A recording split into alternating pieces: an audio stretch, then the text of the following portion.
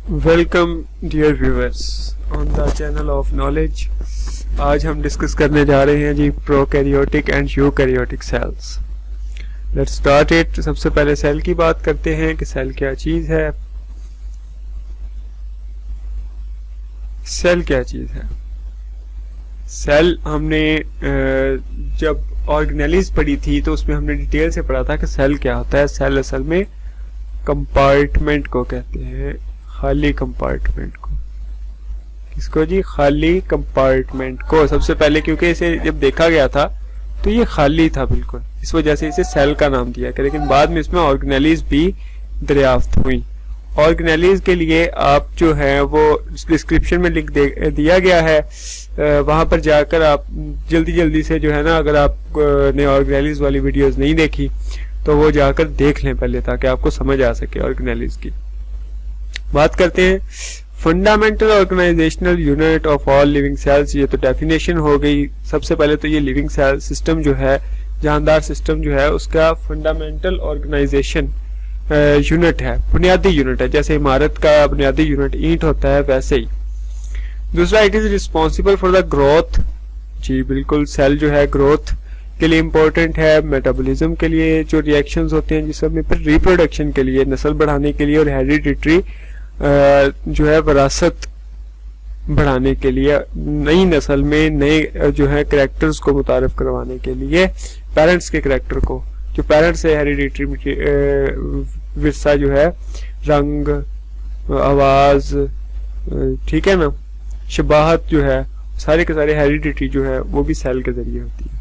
फिर दो टाइप्स में सेल को डिवाइड किया गया है न्यूक्लियस की बेसिस पर। किसकी बेसिस पर? न्यूक्लियस की बेस पर।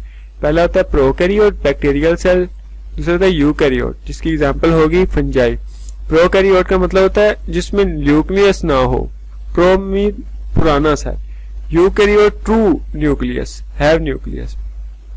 All cells have some common properties. अब हर सेल में जो है कुछ कॉमन प्रॉपर्टीज होती है। सब के सब हाईली ऑर्गेनाइज्ड हैं, ठीक है। फिर capable of growth and reproduction है, रिप्रोडक्शन भी कर सकते हैं, ग्रोथ भी कर सकते हैं, और सब के सब में डीएनए होता है। अब डिफरेंस देखते हैं प्रोकैरियोटिक सेल और यूकैरियोटिक सेल का। सबसे पहले तो प्रोकैरियोटिक सेल में nuclear material without nuclear membrane होता है। मतलब अगर ये सेल है, उसके अंदर ये न्यूक्लियस है, तो इसके ऊपर न्यूक्लियर मेम्ब्रेन नहीं होगी, न्यूक्लियर मेम्ब्रेन नहीं होगी। जबकि इसमें डबल न्यूक्लियर मेम्ब्रेन होती है न्यूक्लियर मटेरियल के ऊपर। फिर nuclear material directly submerged in cytoplasm. अगर न्यूक्लियर मेम्ब्रेन नहीं होगी तो जाहिर है वो डायरेक्टली सबमर्ज होगा साइटोप्लाज्म में, लेकिन इसमें ऐसा नहीं होता, इसमें तखसीस होती है, डायरेक्टली सबमर्ज नहीं होता। फिर इसमें लेग मेम्ब्रेन बाउंड ऑर्गेनेलिज, इसमें ऑर्गेनेलिज नहीं होती, जैसे mitochondria, Golgi apparatus, cytoplasmic reticulum, chloroplast वगैरह, ठीक है। जबकि इसमें कंटेन मेम्ब्रेन बाउंड ऑर्गेनेलिज होती हैं। फिर इसमें have only one membranes organelle, इसमें सिर्फ एक ऑर्गेनेल होती है और वो होती है राइबोसोम, क्योंकि राइबोसोम प्रोटीन बनाती है इसलिए ये जरूरी है, तो राइबोसोम होती है इसमें। लेकिन यूकैरियोट में नॉन मेम्ब्रेनस बाउंड ऑर्गेनेलिज भी होती है।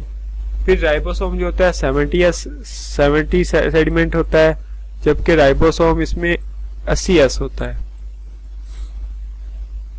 इसकी सेल वॉल जो है प्रोकैरियोट की वो म्यूरिन की बनी होती है, और इसकी सेल वॉल जो है वो म्यूरिन की नहीं होती।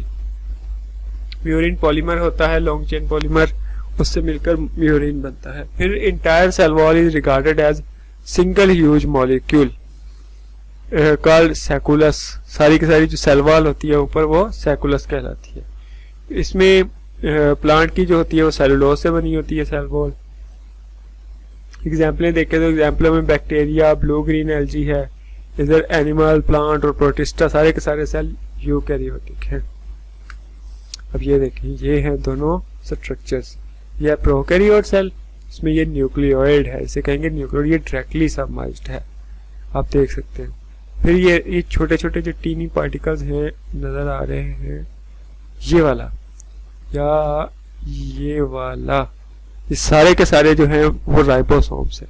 फिर ये ऊपर वाली सेल वॉल है, हमने कहा था कि जो है प्रोकैरियोट में सेल वॉल जो होती है वो म्यूरिन की बनी होती है, ठीक है, क्योंकि इसमें म्यूरिन की नहीं बनी होती। और ये सारी की सारी इसमें अब देखें कि सिर्फ राइबोसोम है, उसके अलावा कोई ऑर्गेनेल नहीं है, लेकिन इसमें सारी की सारी ऑर्गेनेल है। ये देखें, ये mitochondria, cytoplasm, mitochondria, Golgi apparatus, nucleus, फिर न्यूक्लियस की मेम्ब्रेन, ठीक है। फिर important notes, all bacteria have cell membrane, सब बैक्टीरिया में सेल मेम्ब्रेन होती है, सेल वॉल होती है, राइबोसोम और क्रोमैटिन बॉडीज होती है। फिर सर्टेन बैक्टीरिया जो है उनमें कुछ में मतलब फ्लैजिला हो सकता है, सब में ना हो, कैप्सूल, एंडोस्पोर और स्लाइम लेयर्स होती है। यूनिसेलुलर और मल्टीसेलुलर में फर्क है, यूनिसेलुलर सिर्फ एक सेल पर मुश्तमिल और ये मोर देन वन सेल्स पर मुश्तमिल होता है, एक सेल से ज्यादा सेल होंगे मल्टीसेलुलर में। इसका साइज 5 से 10 माइक्रोमीटर होता है और 1 माइक्रोमीटर बराबर होता है जी 10 की ताकत -6 के, जबकि यहाँ पे 10 से 100 माइक्रोमीटर तक हो सकता है cell. Can fix atmospheric nitrogen, जबकि ये इसमें ऐसी एबिलिटी नहीं होती इस सेल में। प्रोकैरियोटिक इन नेचर है, मतलब वाजे न्यूक्लियस नहीं है, इसमें वाजे न्यूक्लियस होता है, ट्रू न्यूक्लियस है। Injury of cell causes death of all organ, अब इसमें अगर एक सेल की इंजरी हो जाएगी तो सारे की सारा ऑर्गेनिज्म की डेथ हो जाएगी, जबकि इसमें ऐसा नहीं होता। कि मिसाल आ जाएगी बैक्टीरिया, इसकी ह्यूमन बीइंग। तो ये देखें, इस तस्वीर में वाजे आपको नजर आ जाएगा कि ये सारे के सारे एनिमल्स जो हैं, ये ऑर्गेनिजम्स, ये ऑर्गेनिज्म, ये ऑर्गेनिज्म, ये सारे के सारे यूनिसेलुलर, एक सेल पर मुश्तमिल, और यहाँ पर ये मल्टीसेलुलर। उम्मीद करता हूँ आज का लेक्चर जो है आपको समझ आ गया होगा। कोई क्वेरी हो तो आप कमेंट सेक्शन में पूछ सकते हैं। और आज के लेक्चर की सारी के सारी पीपीटी जो है, ये पीडीएफ फाइल आपको लिंक डिस्क्रिप्शन में दे दिया गया, आप वहां से डाउनलोड भी कर सकते हैं। Thank you so much, see you in the next lecture.